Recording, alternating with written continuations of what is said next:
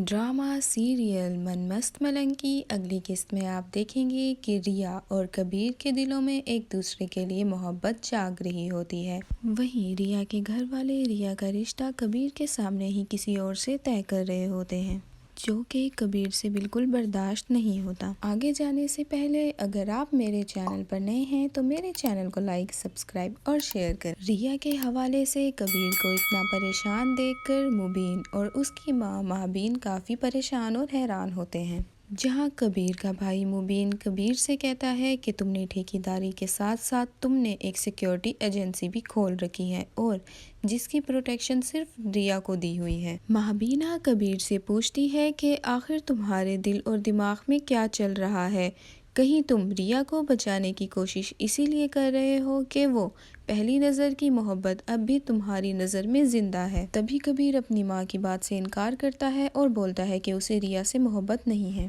महाबीना कबीर से कहती है कि तो फिर रिया की तस्वीर निकालो और जलाओ, और कबीर ऐसा ही करता है। वो रिया की तस्वीर निकालकर जला देता है। उसी दौरान रेस्टोरेंट में मौजूद कबीर और उसके दोस्तों की लड़ाई कुछ बदतमीज लड़कों के साथ हो जाती है, जो कि रिया के बारे में गलत बातें कर रहे होते हैं। अगले ही दिन कबीर को अपने दोस्तों से मालूम होता है कि वही लड़का फराज रिया के घर अपनी माँ को लेके जा रहा है रिश्ते के लिए। कबीर को ये बात बर्दाश्त नहीं होती क्योंकि उसके दिल में रिया के लिए मोहब्बत जाग गई है। तभी कबीर रिया के घर पहुंच जाता है, जहां सिकंदर और कबीर आपस में उलझ पड़ते हैं।